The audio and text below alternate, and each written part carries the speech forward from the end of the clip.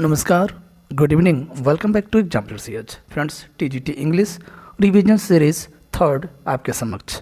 Like share करना मत भूलिएगा। बिना समय गंवाए शुरू करते हैं आज का revision series. Number 1, Shakespeare made Stratford his regular home in.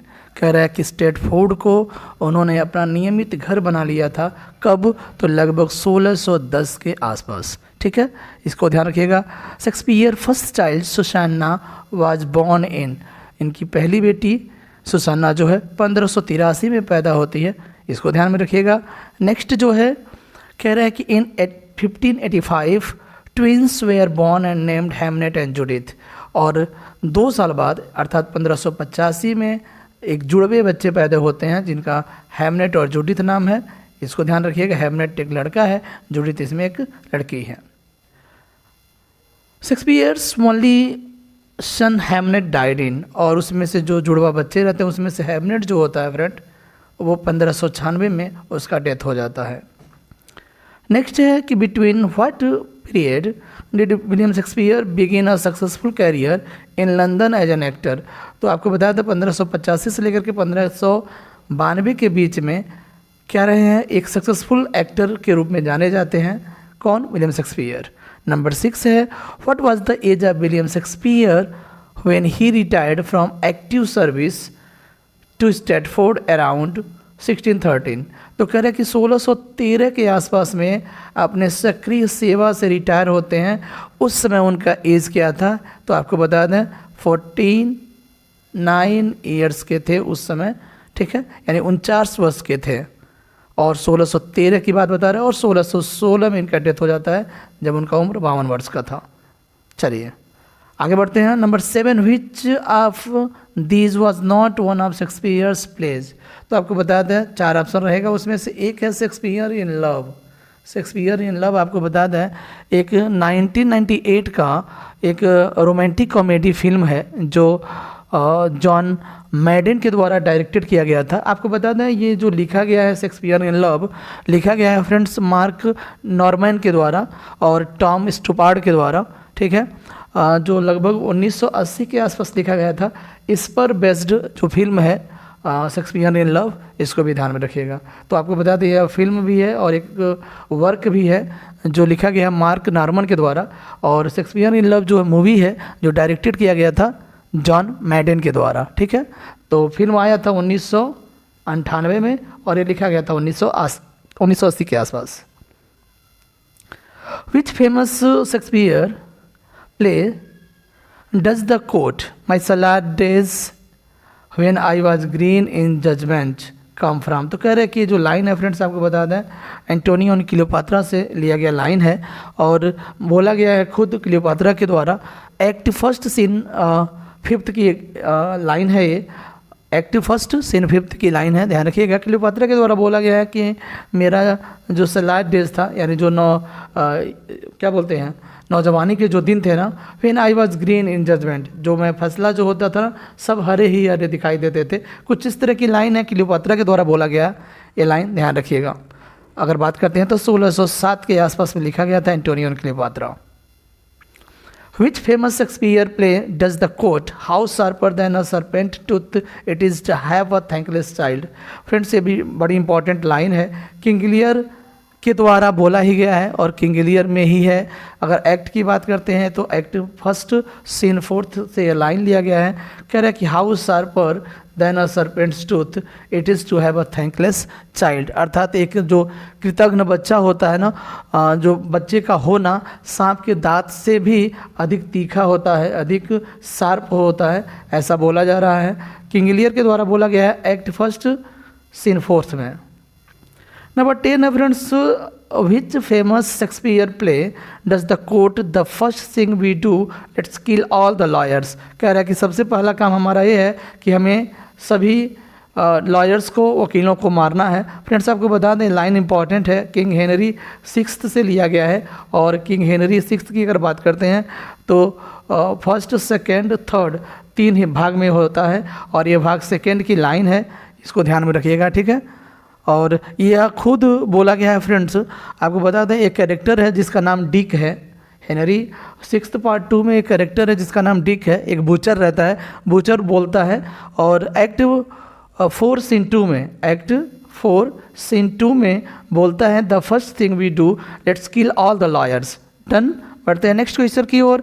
The group of 4 plays known as the major tetralogy. तो मेजर टेट्रोलॉजी को जानने के लिए सबसे पहले रिचार्ड सेकेंड जान लीजिए, हेनरी 4th का पार्ट 1 पार्ट 2 और Henry 5th। Done. Both Shakespeare and Christopher Marlowe are thought to have been born in what year. तो आपको बता दें विलियम शेक्सपियर हों या क्रिस्टोफर मार्लो हैं, दोनों लोग 1564 में पैदा होते हैं, जबकि 1592 या 93 में क्रिस्टोफर मार्लो का डेथ हो जाता है और शेक्सपियर का जो डेथ होता है वो 1616 में होता है। इसको भी ध्यान में रखिएगा। आगे बढ़ते हैं। नंबर 13 है कि which group was at the bottom of England's social hierarchy during Shakespeare early years। तो कह रहे हैं कि शेक्सपियर के प्रारंभिक दिनों के दौरान जो सामाजिक पदाक्रम था ना, इंग्लैंड का जो सामाजिक पदाक्रम था उसके सबसे नीचे कौन थे? तो वो पीजेंट्स थे, किसान ही जो थे सबसे नीचे थे। समझ रहे हैं ना, सामाजिक जो पदानुक्रम होता है उसमें सबसे नीचे कौन था? तो किसान थे, पीजेंट्स थे। इंपॉर्टेंट है, ध्यान रखिएगा। At the end of the play Twelfth Night who is discovered to have been secretly married. तो आपको बता दें 1601-1602 के आसपास लिखा गया था ट्वेल्थ नाइट, एक बेहतरीन कॉमेडी के रूप में जाना जाता है। कह रहे हैं कि अंत में, इस प्ले के अंत में ऐसा पाया जाता है कि सब सेक्रेटली मैरिड हो चुके हैं। कौन कौन? तो सर टोबी और मारिया, सर टोबी और मारिया। डन। बढ़ते हैं नेक्स्ट क्वेश्चन की ओर। In the play a Midsummer Night's Dream. आपको बता दें फ्रेंड्स, मिडसमर नाइट ड्रीम से करीबन 4 से 5 क्वेश्चंस हैं, फुल्ली इंपॉर्टेंट है। देखिए कह रहा है in the play a Midsummer Night's Dream Puck is also known as. तो आपको बता दें उसका नाम जो है रॉबिन गुडफेलो भी बोलते हैं, किसको? पक को। ठीक है, एक फेरी है, रॉबिन गुडफेलो के नाम से भी जाना जाता है। In the play Midsummer Night's Dream where is Helena from. इसमें जो हेलेना कैरेक्टर है फ्रेंड्स वो कहाँ से है? एथेंस से है। कहाँ से? एथेंस से। नंबर 16 भी ध्यान में रखिएगा, एथेंस से है। नंबर नेक्स्ट 17 कह रहा है कि in the play Midsummer Night's Dream who is the queen of Amazons. तो आपको बता दें अमेजन्स की जो रानी महारानी है वो है हिपोलिटा। ठीक है, अमेजन्स की जो महारानी है वो हिपोलिटा है। A Midsummer Night's Dream who is chosen to play Thisbe in the Craftsman play। तो आपको बता दें कि ये पूछ रहा है कि मिडसमर नाइट्स ड्रीम में जो प्ले है पायरेमस एंड थिस्बे, तो उसमें थिस्बे का रोल कौन अदा कर रहा है? तो वो है फ्रांसिस फ्लूट। ठीक है, आपको बता दें फ्रांसिस फ्लूट है। अब जबकि पायरेमस का जो क्या बोलते हैं रोल अदा कर रहा है उसमें वह निक बॉटम है। कौन है? निक बॉटम है फ्रेंड्स, इसको ध्यान में रखिएगा। आपको बता दें थीसियस और हिपोलिटा की शादी के सेलिब्रेशन में यह प्ले जो है प्ले किया जाना था, और आपको बता दें ये प्ले विद इन प्ले के नाम से भी जाना जाता है। ठीक है, पायरेमस एंड थिस्बे। ठीक है, बढ़ते हैं आगे। नेक्स्ट है कि in a Midsummer Night's Dream who says lord what fools these mortals be. Puck इसमें बोल रहा है फ्रेंड्स। 19 में अगर हम बात करते हैं एक्ट 3 और सीन 2 की हम बात करें, इसमें पक बोलता है कहता है क्या है कि अरे प्रभु व्हाट फूल्स दीज मॉर्टल्स, यानी जो नश्वर मनुष्य है ना वो कितना मूर्ख है। ये जो नश्वर मनुष्य है ना, जो क्या बोलते हैं मॉर्टल्स, जो मरणशील मनुष्य है ना वो कितना मूर्ख है। पक ऐसा बोलता है एक्ट 3 सीन 2 में in a Midsummer Night's Dream. Number 20 है फ्रेंड कि what country does the play All is Well That Ends Well take place in. तो आपको बता दें All is Well That Ends Well जो है फ्रेंड्स वो जो सेट हुआ है वो फ्रांस में हुआ है। ठीक है, फ्रांस है। नंबर 21 की बात कर लेते हैं कि हु इज बर्ट्रम मेन कंपनियन through out much of the play All is Well That Ends well. तो कह रहा है कि इसमें जो बर्ट्रम है उसका मेन कंपनियन की बात पूछ रहा है, तो वो है पेरोलेस है। और पेरोलेस आपको बताता हूँ उसका हमेशा का पूरे प्ले में उसके साथ रहता है, सच्चा साथी है पेरोलेस। और all is Well That Ends well की बात कर लेते हैं। तो ये कॉमेडी है, फिफ्थ एक्ट कॉमेडी है, 1601 से लेकर के 5 के बीच में लिखा गया है, ठीक है। All is Well That Ends well. Done. Number 22, who is the heroine of the play all is well That Ends well. तो आपको बता दें all is well That Ends well की जो हीरोइन है फ्रेंड्स वो हेलेना है, ठीक है, हेलेना है। इमोजन पूछता है, इमोजन सिमिलियन की हीरोइन है, हरमियोन विंटरस्टेल की हीरोइन है, इसको ध्यान में रखिएगा। मिरांडा टेम्पेस्ट है, ठीक है। इस तरह से बहुत सारा इंपॉर्टेंट है, ध्यान रखिएगा। चलिए आगे बढ़ते हैं। In his lectures on Shakespeare's tragedy, कह रहे हैं कि शेक्सपियर ट्रेजेडी के लेक्चर्स में एसी ब्रेडली साहब क्या कहते हैं, इसको ध्यान में रखिएगा। कहते हैं कि he will not do which the following, कि वह क्या नहीं करेंगे, क्या नहीं करेंगे, वो ये नहीं करेंगे कि compare Shakespeare to other writers, अर्थात वह शेक्सपियर की तुलना किसी अन्य राइटर से नहीं करेंगे। उन्होंने एक लेक्चर्स में ऐसा बोला था, एसी ब्रेडली साहब ने बोला था, ठीक है। चलिए आगे बढ़ते हैं। कह रहा है कि in Hamlet which character is left alive at the end of the play. आपको बता दें हैमलेट में सिर्फ एक कैरेक्टर बचता है जिसका नाम है होरेसियो, ठीक है। होरेसियो जो है लाइव अलाइव बचता है अंततः हैमलेट में Horatio. In the play Hamlet who is Yorick, Yorick कौन है, तो आपको बता दें किंग हैमलेट्स फॉर्मर जेस्टर है, यानी एक क्लोन है, जेस्टर है योरिक, इसको भी ध्यान में रखिएगा हैमलेट में। बात करते हैं नंबर 26 पूछ रहे हैं कि in Hamlet who says that something is rotten in the state of Denmark, यानी कुछ न कुछ गड़बड़ है डेनमार्क में, मार्शलस ऐसा बोलता है। और मार्शलस की अगर बात करते हैं फ्रेंड्स, एक्ट 1 सीन 4 में बोलता है यह कि something is rotten in the state of Denmark. Next है 27, in Macbeth where is Macduff when he learns of his family's execution. तो कह रहे कहाँ वो पढ़ता था, तो आपको बता दें तो इंग्लैंड में था, यानी जब उसका परिवार एक्सक्यूशन किया जाता है तो वो उस समय कहाँ है, तो इंग्लैंड में है, ठीक है।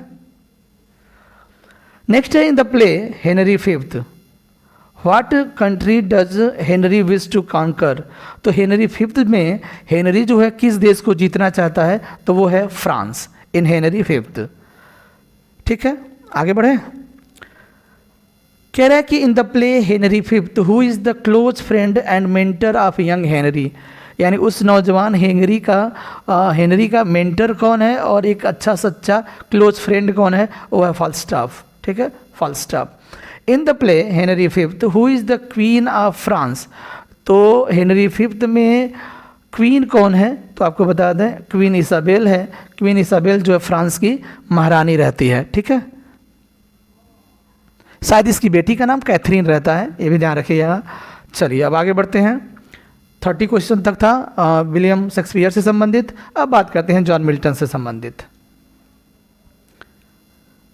31 कह रहे हैं कि who did have to write his works down when he became blind।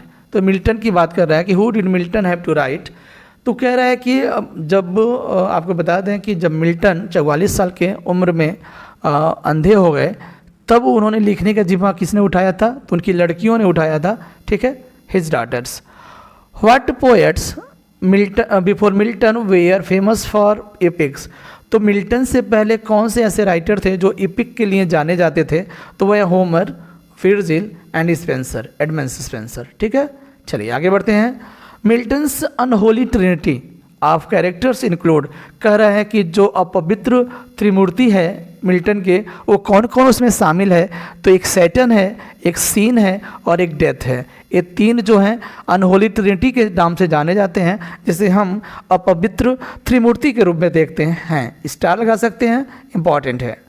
सैटन्स name before he fell from heaven, तो जब वह हेवन से फेल हुआ था तो उसके पहले सैटर्न का नाम लूसीफर था, ठीक है, लूसीफर।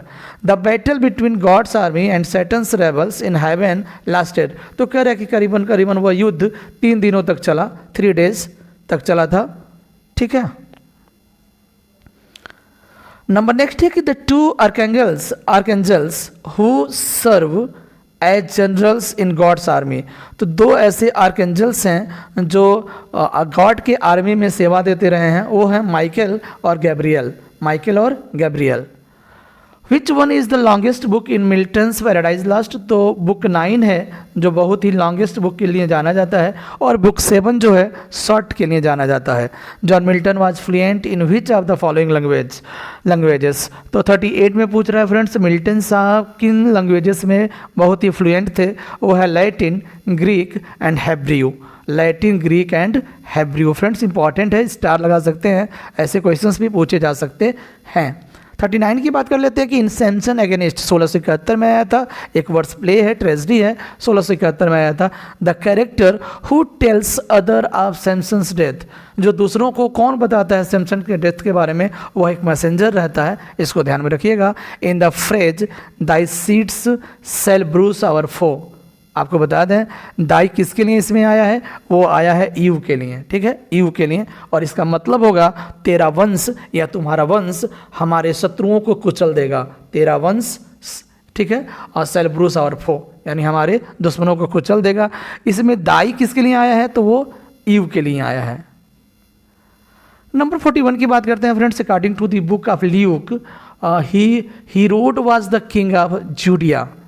इसमें कह रहा है कि आपको बताया था बुक ऑफ ल्यूक जो है न्यू टेस्टामेंट का एक बुक है, न्यू टेस्टामेंट का एक बुक है, और इसमें जो हीरोड है ना, हीरोड एक राजा है, कहाँ? जूडिया का। और आपको बता दें 37 BCE से यानी BC से 4 BC तक इसका शासन चलता है, 4 BC तक जूडिया। बुक ऑफ ल्यूक जो है आपको मैंने पहले बता दिया, टेस्टामेंट का, न्यू टेस्टामेंट जो गॉस्पेल है उसका एक बुक है।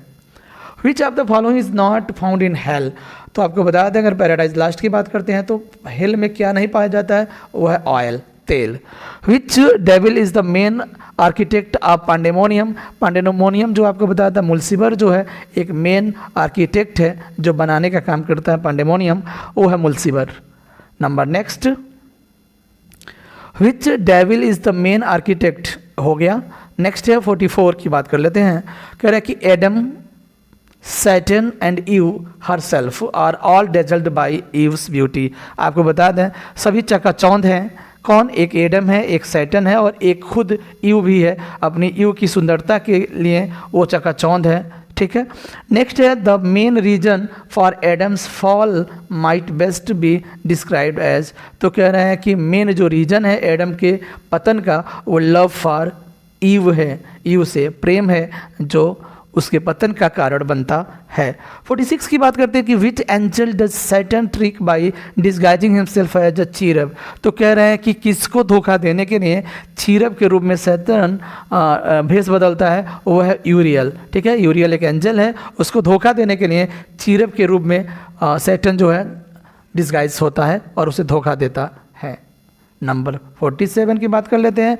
विच devil advocates a renewal of all out war against God? यानी कह रहा है कि ईश्वर के विरुद्ध में पूर्ण युद्ध के नवीनीकरण की वकालत करता है। वो कौन एंजल है? डेविल है, वो है मोलोज, ठीक है। मोलोज जो है वो वकालत करता है किसके अगेंस्ट? गॉड के against. Which is the shortest book? मैंने पहले ही बता दिया था, बुक 7 जो है शॉर्टेस्ट बुक है पैराडाइज लास्ट का। Who was sent to earth to warn man of the dangers he was facing? तो किसको भेजा गया था धरती पर व्यक्ति को वार्न करने के लिए? तो वह राफेल को भेजा गया था। Who is till wandering over the earth? तो आपको बता दें, पूछ रहा है कि कौन है जो अभी तक धरती पर क्या है? Till wandering over the earth, अर्थात तो अभी तक धरती पर भटक रहे हैं, वो कौन है? तो सैटन्स एसोसिएट्स, यानी सैटन से जुड़े हुए जितने भी उसके साथी हैं सब के सब अभी धरती पर भटक रहे हैं, ऐसा बोला जा रहा है। नंबर 51 की बात करते हैं फ्रेंड्स कि who was the first eat the forbidden fruit? तो सबसे पहले फॉरबिडन फ्रूट जो है किसने खाया? वो है ईव। किसने खाया? वो ईव ने खाया। चलिए यहाँ तक हो गया विलियम शेक्सपियर और जॉन मिल्टन से संबंधित 51 क्वेश्चन। अब बढ़ते हैं एडियम और फ्रेजेस की ओर। उसके बाद हम लोग विलियम वर्ड्सवर्थ और जॉन गल्सवर्दी की भी बात करेंगे, हिस्ट्री ऑफ इंग्लिश लिटरेचर की भी बात करते हैं। चलिए यहाँ देखते हैं हम लोग। कह रहा है कि मूट पॉइंट का मतलब यहाँ हो रहा है कि डिस्प्यूटेबल सब्जेक्ट। अर्थात झगड़े का विषय, झगड़े का विषय। पेनलॉप्स वेव, देखिएगा एक में होगा पेनलॉप्स वेव का मतलब होता है एंडलेस वर्क, अर्थात असीमित कार्य। कोई दिक्कत? To sword of Damocles, to sword of Damocles, sword होना चाहिए, टू स्वॉर्ड ऑफ डेमोकल्स, इसका मतलब है इमिनेंट डेंजर। इमिनेंट डेंजर का मतलब होता है जो सन्निकट खतरा होते हैं ना, यानी एक तरह से खतरे आने वाले होते हैं, उसको इमिनेंट डेंजर कहते हैं। और जो इडियम दिया हुआ है टू स्वॉर्ड ऑफ डेमोकल्स, ठीक है। आगे बढ़ते हैं। Will on the wisp, will on the wisp का मतलब होता है फ्रेंड, कह रहा है कि इम्पॉसिबल टू रीच, यानी पहुंच से बाहर, अर्थात जो पहुंच से बाहर होता है उसे विल ऑन द विस्प बोलते हैं। बॉडी एंड सोल का मतलब होता है कंप्लीटली, पूरी तरीके से, ठीक है। आगे है ब्लू ब्लड, ब्लू ब्लड का मतलब होता है शाही, शाही मतलब रॉयल या अरिस्टोक्रेटिक डिसेंट, यानी कुलीन वर्ग या कुलीन वंश या रॉयल वंश को हम ब्लू ब्लड के नाम से जानते हैं। वार्प एंड ऊफ का मतलब होता है friend a base or foundation, आधार या बुनियाद, इसको हम बोलते हैं वार्प एंड ऊफ। नेक्स्ट है सो द वाइट फ्लैग, यानी सफ़ेद झंडे दिखाना। सो द वाइट फ्लैग का मतलब होता है टू सिग्निफाई सरेंडर, यानी आत्मसमर्पण करने का एक पहचान होता है, ठीक है, सरेंडर होने का, आत्मसमर्पण का। सो द वाइट फ्लैग, इसको भी ध्यान में रखिएगा, इंपॉर्टेंट है। टू फीडल फैडल, टू फीडल फैडल का मतलब होता है नॉनसेंस, बोले तो बकवास। ए जैंडिस आई, ए जैंडिस आई बियास्ड बोलते हैं, और बियास्ड का मतलब होता है पक्षपात करना, पक्षपात करना, और जैंडिस आई, ठीक है। जैसे हम क्या बोलते हैं, जॉन्डिस समझ रहे हैं ना, एक बीमारी होता है, उसी को ये आया है किस रूप में, एडीएम के रूप में आया, लेकिन इसका मतलब होता है बियास्ड, और जिसे बोलते हैं पक्षपात करना। डन। चलिए बढ़ते हैं अब सिनोनिम्स एंड एंटो की ओर। पहला जो शब्द है वो ट्राउंस है। क्या है? ट्राउंस है। कहता है ट्राउंस का मतलब होता है जीतना, जीतना, ओवरकम होना या कॉन्कर, ये भी ध्यान रखिएगा। तो ट्राउंस बड़ा इंपॉर्टेंट हो जाता है। इसका मतलब असफल होना, और लूज मतलब खोना। क्लियर? एक है ट्रम्परी। ट्रम्परी का मतलब आपको बता दें, ट्रम्परी जो होता है एक होता है खराब या बुरा, मेनियल भी होता है, निगेटरी भी होता है। इसका होता है सेंस मने भावना, और सेंसिटिविटी इसका अपोजिट हो जाएगा, यानी जो हम क्या बोलते हैं संवेदनशील बोल सकते हैं, ठीक है। इसको ध्यान में रखिएगा। नंबर नेक्स्ट है मैनिस, मैन है और इस जोड़ा हुआ है, तो मैनिस का मतलब होता है लगभग पुरुष से संबंधित, यानी मेल और मैस्कुलिन, ठीक है, जहाँ पुरुष की बात होता है। और इसका एंटोनिम हो जाएगा फेमिनिन और फीमेल। वेल नन है। कॉम्बैट, कॉम्बैट मन होता है झगड़ा, लड़ाई झगड़ा, डिस्प्यूट या फाइट, और इसका एंटोनिम होता है कंप्रोमाइज़, अर्थात समझौता करना, हार्मोनी मने सामंजस्य स्थापित करना। डन। नेफरेरियस, नेफारियस कह सकते हैं। नेफारियस का मतलब होता है अनैतिक या गंदा, अनैतिक या गंदा, इमोरल या सॉर्डिड, और इसका जो अपोजिट हो जाएगा फ्रेंड जेंटल या प्लीजेंट हो जाएगा, ठीक है। चलिए ये रहा आज का इडियम एंड फ्रेजेस। अब बात कर लेते हैं OWS का। पहला है, पूछा गया था 2021 में, one who is recovering health after illness, यानी बीमारी के बाद धीरे धीरे हेल्थ में सुधार होना कन्वलसेंट कहलाता है, ठीक है, कन्वलसेंट कहलाता है, इसको ध्यान में रखिएगा। अ गर्ल या women who flirts with man, एक औरत या एक लड़की जो किसी व्यक्ति से फ्लर्ट करती हो, कॉक्वेट कहलाती है, coquette. A person who regards the whole world as his country, एक व्यक्ति जो पूरे पूरे संसार को अपने देश के रूप में मानता हो, वो कॉस्मोपॉलिटन होता है। इसे विश्व प्रेमी बोलते हैं। क्या? विश्व प्रेमी बोलते हैं, cosmopolitan. One who is centre of attraction, इसको आकर्षण बिंदु बोलते हैं, सिनोसियोर कहते हैं। इस क्या बोलते हैं? सिनोसियोर बोलते हैं, इसे आकर्षण बिंदु बोलते हैं, ठीक है, अट्रैक्शन का centre. Next, one who sneers at the beliefs of other, जो दूसरे के भावनाओं को क्या करता, उपहास उड़ाता हो, उसे सीनिक कहते हैं। क्या कहते हैं? सीनिक, अर्थात उसे हिंदी में हम क्या कह सकते हैं, निंदक कह सकते हैं। 72 की बात करते हैं। अ लीडर और ओरेटर, एक नेता या वक्ता who spouse the cause of the common people, जो आम लोगों की हितों का वकालत करता हो, उसे हम डिमोगॉग कहते हैं। डिमोगॉग उस व्यक्ति को कहते हैं, चाहे वो ओरेटर हो और चाहे वो लीडर हो।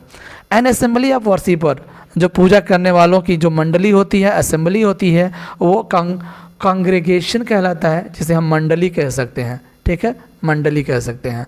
A person having a sophisticated charm, जो बहुत ही परिष्कृत आकर्षण लिए हुए है, उस व्यक्ति को डिबोनेयर बोलते हैं, डिबोनेयर। ठीक है, चलें आगे।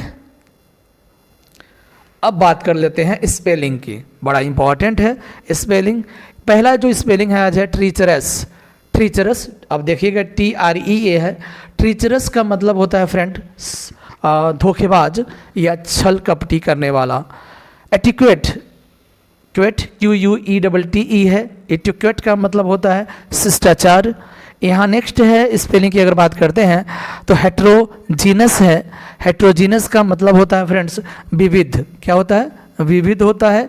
इसका मतलब शिष्टाचार होता है और इसका मतलब धोखेबाज होता है। डन, आगे बढ़ते हैं। सॉवरेन, सॉवरेन का मतलब संप्रभु होता है, स्वतंत्र होता है। क्या? संप्रभु, संप्रभु बोलते हैं।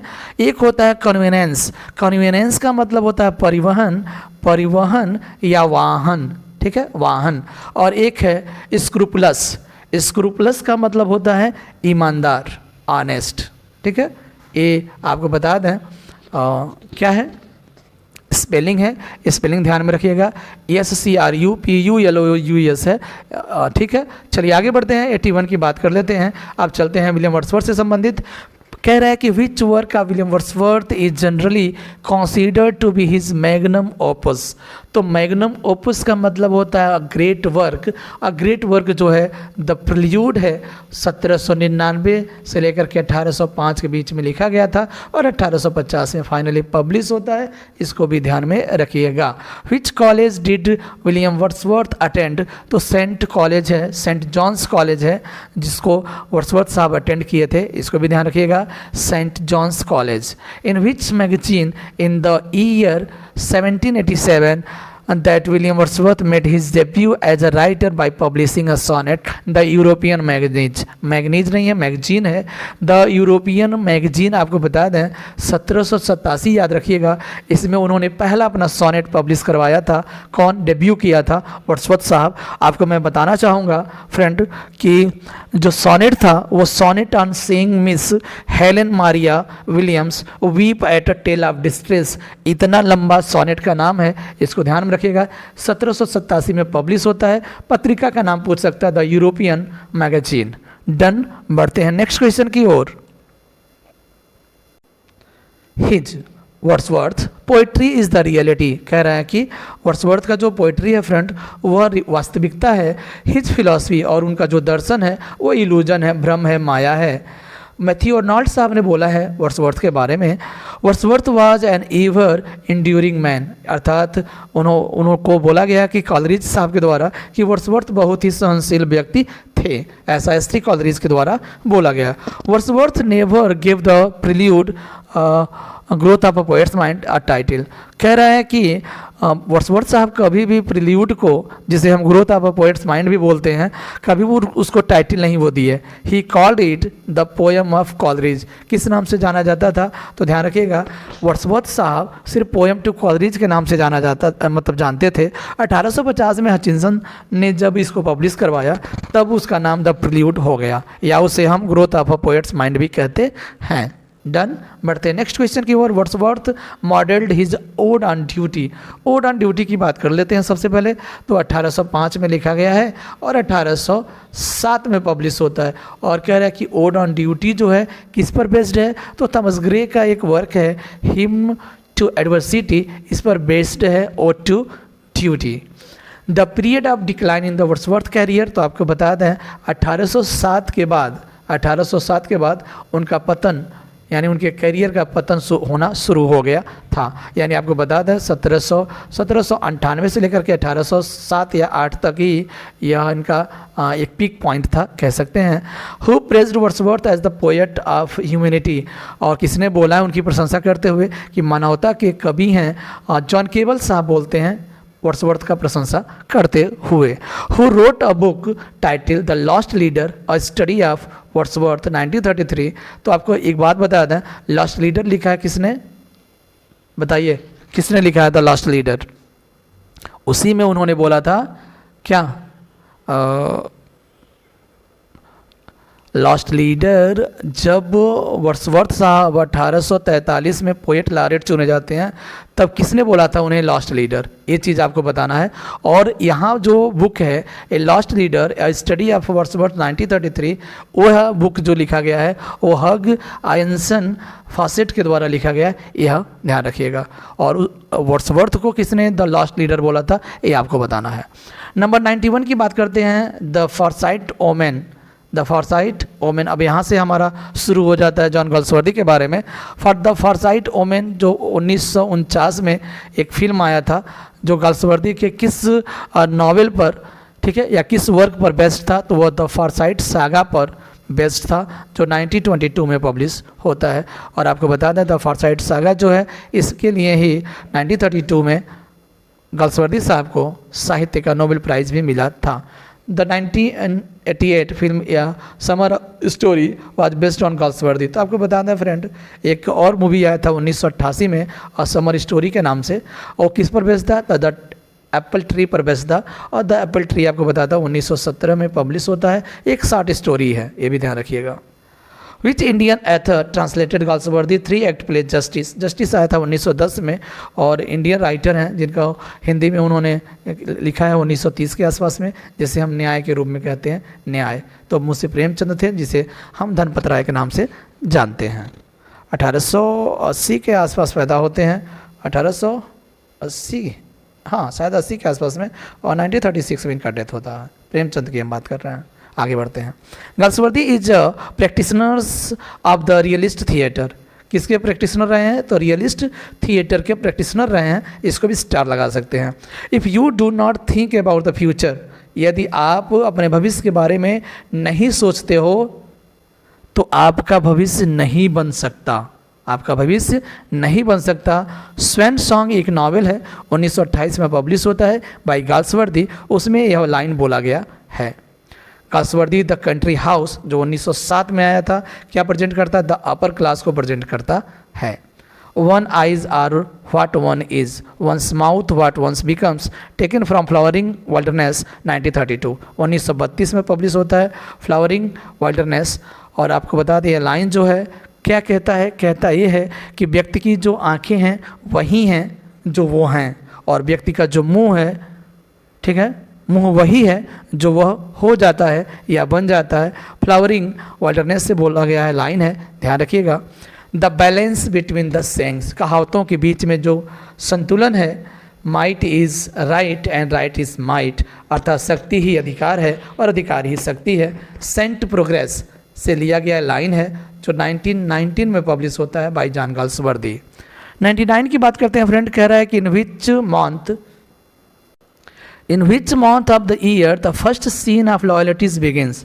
तो कह रहे हैं कि अर्ली अक्टूबर में लॉयल्टीज शुरू हुआ था। लॉयल्टीज आया था 1922 में, लेटर ड्रामाज में सबसे बेहतरीन ड्रामाज माना जाता है बाय गॉल्सवर्दी। लेडी अडेला, ये ध्यान रखिएगा, लेडी अडेला जो है 35 साल की एक सुंदर महिला हैं, किसमें, लॉयल्टीज़ में। आगे बात करते हैं 101 की बात करते हैं। Truth is always stranger then fiction. कह रहा है कि जो फिक्शंस की अपेक्षा जो स्ट्रेंजर होते हैं, क्या, सत्य हमेशा अजीब होते हैं, विचित्र होते हैं फिक्शंस की अपेक्षा। हु सेड दिस, तो लॉर्ड बायरन साहब बोलते हैं इस लाइन को। Who is the poet of an ode to himself, ode to himself who Ben Jonson साहब लिखते हैं, इसको भी ध्यान में रखिएगा। Chapter 14 to 24 of Biographia Literaria. Biographia Literaria की अगर बात करते हैं फ्रेंड, तो 1817 में पब्लिश होता है, किसके द्वारा, कॉलरिज के द्वारा। और इसमें चैप्टर 14 से 24 तक वर्ड्सवर्थ, मिल्टन और शेक्सपियर के बारे में बोला गया है, इसलिए यह लाइन इंपॉर्टेंट है, इंपॉर्टेंट हो जाता है। कॉलरिज टेबल टॉक, तो कह रहा है कॉलरीज का एक वर्क है टेबल टॉक, आपको बता दें कि इससे है और किस पर बेस्ड है, तो शेक्सपियर साहब पर बेस्ड है। ये भी इंपॉर्टेंट हो जाता है। अपीयर होता है 1821 में Table Talk. The term picaresque novel was only coined in, अब बता रहा है पिकारेस्क नॉवेल जो है कब क्वाइन किया गया था, तो 1810 में क्वाइन किया गया था। पिकारो शब्द से बना है पिकारेस्क नॉवेल। पिकारो शब्द स्पेनिश शब्द है और स्पेनिश शब्द इसका पिकारो का मतलब होता है एक दुष्ट, एक रज्ञो, ठीक है। Who is known as the father of English short story, तो एडगर एलन पो हैं जो father of English short story के पिता कहे जाते हैं, जनक कहे जाते हैं। Who is known as the Chaucer of Scotland, Scotland के चॉसर किसको कहा जाता है, तो विलियम डनबर को बोला जाता है। Who among the following could be called naughty, naughty किससे बोला जाता है, तो ऑस्कर वाइल्ड को बोला जाता है नॉटी। फ्रेंड्स, आज का यह वीडियो यहीं समाप्त होता है। Thanks for watching the video. Like share करना मत भूलिएगा, ठीक है। आज मात्र 108 क्वेश्चंस थे आज के सीरीज में। मिलते हैं नेक्स्ट वीडियो में, बने रहिए with exampler CH। Bye bye, take care.